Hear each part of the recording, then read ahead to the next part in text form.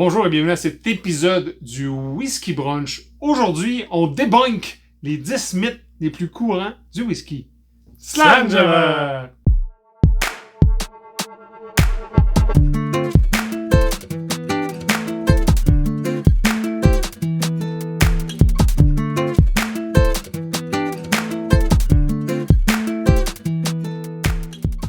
Salut Martin! Bonjour Alain! Allô à la maison, on espère que vous allez bien. Aujourd'hui, on va parler des mythes. Pas des mythes. Pas des boules à mythes. Des boules à mythes. On a eu la même idée. Mais plus les choses que souvent on se fait poser comme question, à savoir, est-ce que ça c'est vraiment vrai? Donc, débunker, ça veut juste dire qu'on va essayer de les défaire. On va essayer de vous dire ce que nous, on pense, du moins. Hein? Ouais. Bon, c'est le but de la chaîne. Puis, on sait qu'il y en a beaucoup. Si c'est quelque chose qui vous intéresse, s'il vous plaît, laissez-nous un pouce en l'air, un commentaire. Dites-nous s'il y a d'autres mythes qu'on a oubliés, parce qu'il y en a quand même. Il y en a beaucoup. Quelques-uns. On a pris ce qu'on pense être les plus intéressants. Martin, je te lance tout de suite avec le plus facile. Lequel? Le age statement. Donc, mon Dieu. c'est sûr que 25 ans va être bien meilleur que 18. Alain, je te répondrais faux. Effectivement que c'est faux. Ouais. Puis de mon point de vue, je pense que ce que je veux dire, c'est... Oui, ça a l'âge a d'importance. On n'enlève pas ça. Ouais. Le vieillissement est important. Toutefois, tu peux faire vieillir 21 ans, mais si ton distill n'était pas bon, si tes barils, c'est de mauvaise qualité, Voilà. tes ingrédients, tu n'auras pas plus un bon whisky, là. Non, c'est rare qu'ils vont se rendre à 21 ans. Par contre, parce qu'ils vont s'en être rendu compte Avant. Par contre, il y a de très bons whisky très jeunes. Je veux dire, c'est plus là. Les Mickle Tour qui sont 5 ans, qui sont Exactement. excellents. Le Wee Beastie qui est un 5 ans. Le nouveau Arnao, à ce qui paraît d'Ayla, est pas mal bon à 5 ans d'âge. Donc, c'est pas un gage de qualité. Non. Oui, il va être bon, mais encore là, ça va avec votre profil. Je veux dire, un 25 ans, 30 ans que je vais payer en plus la totale, on n'est pas encore rendu à ce mythe-là, Martin, mais je veux dire, c'est certain qu'il va être bon. Est-ce qu'il va être meilleur? On ne pense pas que ce soit... Non, c'est ça. Je pense que tu as mis le doigt dessus. Ça va être un bon produit, il faut le reconnaître. Mais est-ce qu'il est meilleur qu'un plus jeune? Pas nécessairement. Pas nécessairement. Je pense qu'il faut y aller avec ses goûts. On va goûter le distillant, on va goûter une jeunesse, on va goûter le malt peut-être quand c'est jeune, mais il y a quelque chose d'assez funky. Quand on regarde des Octomore qui sont tous des 5 ans, tu as parlé de Mickle Tour, c'est le Wolfland aussi, le Wolfburn, excuse-moi. Ouais. C'est un 5 à 9 ans, dépendamment. Donc l'âge, non, c'est pas un vrai mythe. Older is not better. Pas comme nous autres. Pas comme nous autres. Deuxième mythe, Martin, on en a parlé un petit peu. Plus cher. C'est parce que ça va être meilleur si je le paye plus cher. Oui. Moi, je pense pas. Surtout pas chez nous. Surtout pas chez nous. Je veux dire, tout est cher. C'est pas ça que je voulais dire. Ce que je veux dire, c'est encore là, souvent, vous pouvez avoir de très bons produits, complexes, intéressants, des nouveaux profils qui viennent vous chercher pour pas cher. Puis je pense que sur la chaîne, on vous en a présenté beaucoup. Absolument. On l'a dit. Hey, allez-y, à ce prix-là, ça vaut la peine, c'est intéressant. Mais il reste que, où je concède encore une fois que ça peut avoir une évidence, c'est sûr que ta matière première est de plus en plus chère. Si tu fais venir ton baril, ton pic, ton ci, ton ça. Si je suis une nouvelle distillerie, commence avant que ce soit un Scotch whisky. On va en Écosse, ça prend minimum 3 ans. On va attendre 4 ans, 5 ans. C'est un investissement important aujourd'hui. Là. Non, c'est ça. Je suis pas une distillerie de 1874. Pour ça, je dis, je vais être pas une defense, mais en voulant dire, je peux comprendre que dans certains cas, oui, je comprends pourquoi c'est plus cher, mais ça veut pas dire que... Vraiment, vraiment pas. Puis, c'est meilleur. Au risque de se répéter, on a un marché qui est quand même assez onéreux ici au Québec. Mm-hmm. C'est encore plus vrai. Parce que les tomates là qu'on paye, il faut qu'on sache que ça vaut vraiment la peine. Parce que ça coûte un petit peu plus cher. Deuxième mythe, c'était sur l'argent, ou du moins le coût de ce whisky. Mm-hmm. Troisième mythe, Martin, je me lance, puis tu me suis. Hey, je te suis. Ouais, ça va bien. Moi, là, je bois presque toujours mon whisky neat, et c'est la seule façon que je devrais le boire. Vrai ou faux? Je vais te dire que si tu fais ça, c'est toi qui es perdant. Non, mais encore une fois, je pense que on l'a démontré souvent. Il y a plein de whisky que si on en ajoute 1 ou 2 gouttes d'eau, les flaveurs sont là, ils se découvrent. Je suis le premier à le dire. Un bourbon, c'est bon neat, mais il y en a que je préfère sur glace. Je trouve qu'ils vont chercher un autre profil, sont intéressants. Donc, est-ce que faut absolument le prendre neat? Non. Non. Ça devient, je pense, une préférence. Moi, il y a plein de choses que oui, je le préfère neat. À d'autres moments, ben, c'est le fun de le prendre. Puis là, je suis très honnête, là. Soyons honnêtes, dans les dernières années, les mixologues, on doit les appeler, ils deviennent de plus en plus créatifs et se servent de nos beaux whisky. Et nos pas beaux juste produits. de bibine, là. Non, des beaux produits. Donc, j'ai même pas de gêne à dire, là, je vais te prendre un Rusty Nail, puis fais-moi les smoker avec un Arbex. Exactement. Tu sais, allez-y, ça vaut la peine. Non, c'est pas juste neat. Et d'avoir de l'eau dans son whisky, c'est bien correct. On peut le faire avec un casque strength. Ça peut aider beaucoup. Oui, des fois, ça le rend drabe, même s'il est fort en alcool. Là. C'est pas ça. Mais il faut l'essayer. Mais c'est ça, j'allais dire, il faut l'essayer parce qu'on l'a fait le test des fois, puis ça fait, oh mon Dieu, il a tout perdu. Puis il y en a d'autres que tu fais, là, c'est d'autres choses. Un petit whisky soda, là. Toujours bon. Ouais, tout le temps bon. Toujours fashion. Oui, c'est la même affaire. OK, là, je m'en vais dans quelque chose qui va te titiller, Martin. Là. Les blends, là, c'est pas bon. C'est juste des single malt qui sont bons. Je vais y aller, moi. Non, écoutez, encore une fois, je vais dire faux, puis je vais dire vrai. C'est encore là, c'est personnel, mais ce que je veux dire, c'est que les blends ont une mauvaise réputation. Faut comprendre pourquoi. Et je répète, là, j'ai pas le chiffre à l'appui, mais c'est vrai. Les blends sont les whiskies les plus consommés dans le monde. Absolument. Pourquoi? Johnny Walker, qui est un blended. Il y en a plein de bar brands qui sont des blended. Ben oui, c'est ça qu'il y a dans votre marché, c'est ça que les gens consomment. Et jadis, ce n'était que des blends. Les single malt étaient beaucoup plus rares. Puis c'est pour se distinguer que les distilleries ont commencé à le faire sous The Glenlivet, etc. Aujourd'hui, ben, sans dire que les single malt sont une coche en haut, mais c'est plus vrai. Surtout pas avec des blenders, des whisky makers, comme par exemple Compass Box. Ou encore comme Douglas Lane. Ils ont des produits blended qui sont très intéressants. Là, je mets une coche à part même. Ouais. La majorité des Japonais sont blended. Puis c'est des super beaux produits. Donc, je suis pas prêt à dire que c'est vrai. Je peux comprendre d'où ça vient. Si on regarde le passé, on sait où on s'en va. Mais non, pour moi, c'est un mythe. Non, tout à fait d'accord avec toi. Mythe numéro 5. Celui-là, pas mal connu de tout le monde. J'ai un 12 ans d'âge, Martin, je viens de l'acheter. Puis je le garde 10 ans. Il va avoir 22 ans. Oui, Alain. Oui. Toutes les scotch sont des scotch je garde. Tout le monde sait ça. Non! Pas du tout. Pas du tout. Pas du tout. Il n'y a aucun...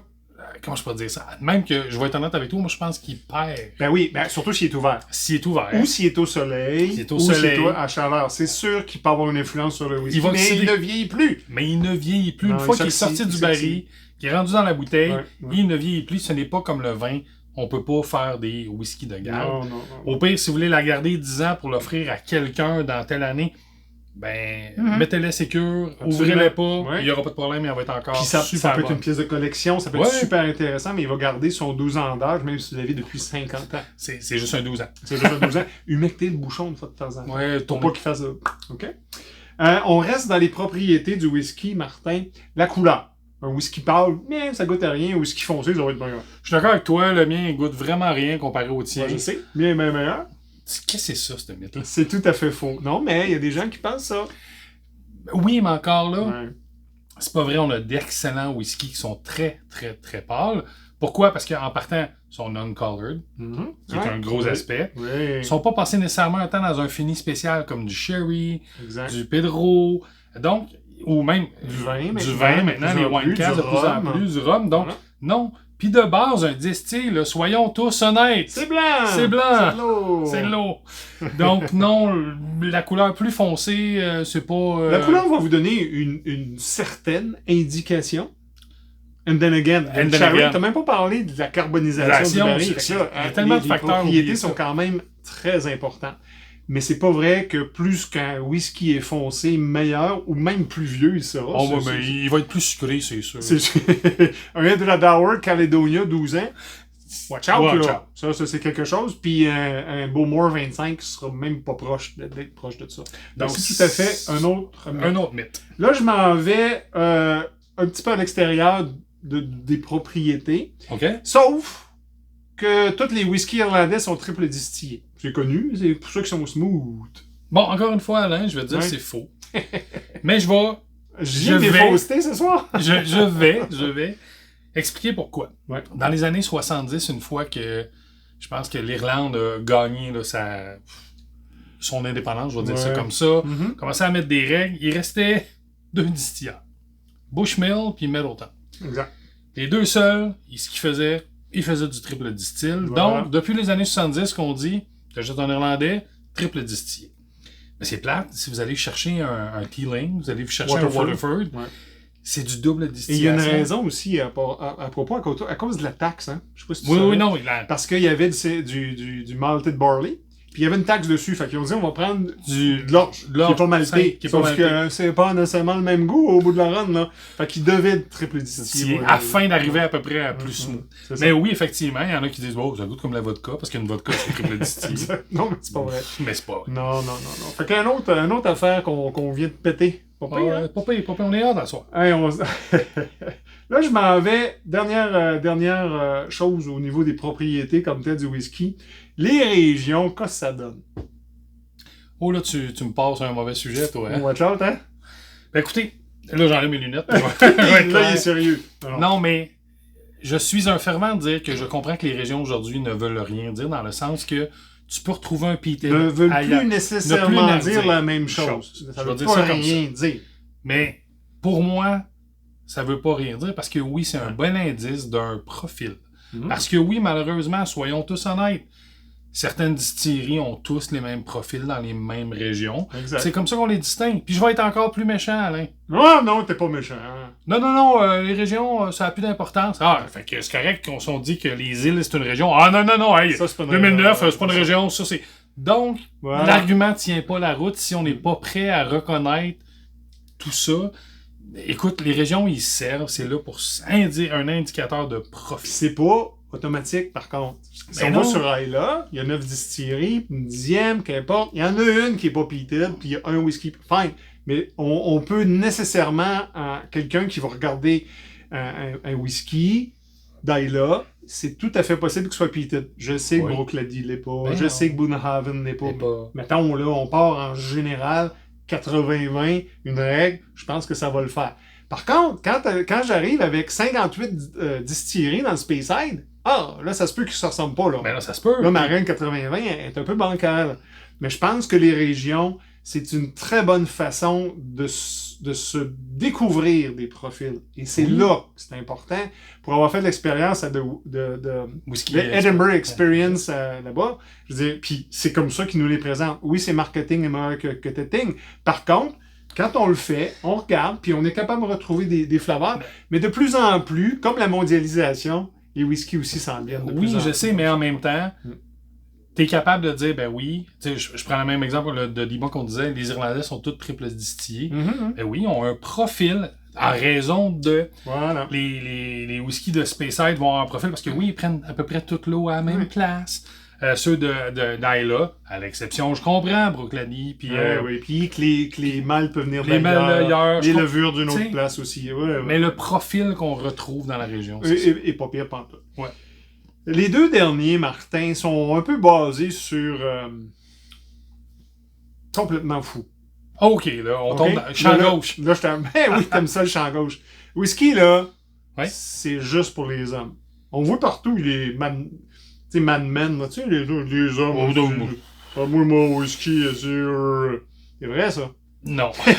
Non, mais écoute... Tellement pas! Tellement pas. Soyons honnêtes, là. En partant... Il y a combien de master blenders féminines femmes qui sont des femmes? De plus en plus. De plus en plus. Ouais. Je veux dire, je regarde juste nos abonnés. Oui, on en a. Il y en a beaucoup qui sont des femmes. Qui connaissent très bien leur whisky. Tout à fait, ouais. Je veux dire, excuse Alain, on a des copines qui sont les amateurs de... C'est un mythe un peu... C'est un mythe totalement, c'est perduré. Un peu facile. Trop facile. Non, oubliez ça. Le whisky, c'est pour tout le monde. Puis même que je vous dirais que là, il y en a même qui ont sorti, mais tu sais, ils ont fait des whiskies plus féminins. Qu'est-ce que c'est ça? Non. C'est comme les bières, hein? Oui, les suces pour les femmes. Ben c'est sûr. Ils aiment ça eux autres. Il n'y a pas un gars qui voit ça. Ben non. Mais non, évidemment, c'est débunké, ça n'existe pas, cette chose-là. À l'origine, peut-être, il y a 100 ans, qu'importe, mais de toute façon, on avait des tavernes au Québec, les femmes ne pouvaient pas aller. On va pas là. On va pas là, on arrête ça. Le dernier, et il se rapproche beaucoup de ça, c'est que le whisky, c'est juste pour les riches. Là, je suis pas mal d'accord. Je check mon compte de banque dernièrement. Non. Dans un aspect plus sérieux, c'est pas vrai. Je pense qu'il y a des bons whisky accessibles. Très Ce que je vais dire, par exemple, ça c'est vraiment personnel, dans notre marché, tu l'as dit tout à l'heure, de plus en plus, les prix montent. Ça devient, je veux pas dire inaccessible, mais je me rappelle des bouteilles que j'ai payées 100$ qu'aujourd'hui, je suis obligé de payer à peu près 200. Ça n'a aucun sens. Là, on parle du double pour réussir à avoir le même whisky. Donc, je veux pas dire que c'est pour les riches, mais ça devient un beau produit. Comparativement aux autres alcools, puis je suis pas amateur de gin, on a beaucoup de gin au Québec. Oui. C'est moins cher. Dans les rums, on peut aller chercher quelque chose d'assez funky, là. Du plantation, des affaires que je connais pas, puis la tequila, la même chose, mais c'est un peu moins cher. Je pense que le marché du whisky, il est en train de péter. La bulle est en train de péter. On sait pas combien de temps, puis si ça va durer, puis si on va avoir des coûts moins élevés. Mais c'est pas vraiment débunké. Avoir de bons whisky quand on commence à être un peu passionné, quand on commence à collectionner, et on a quelques dollars à mettre, là, surtout dans notre fameux marché du Québec. Nos amis français, on sait que vous êtes souvent surpris des prix qu'on fait. Vous allez, puis vous faites le calcul en euros, puis vous faites « Oh là là! » Donc, si vous êtes en mesure de nous envoyer des bouteilles, on met l'adresse ici. Ça serait tellement facile. C'est tellement facile. Ça serait tellement facile. Martin, merci de t'être prêté au jeu. C'était une espèce de wrap-up des 10 mythes sur le whisky. On espère que vous appréciez. Encore une fois, laissez un commentaire, un pouce en l'air. Dites-nous c'est quoi le mythe qui vous a fait plus rigoler ou sur lequel vous êtes le plus d'accord. Et d'ici là, on vous dit... Drum on!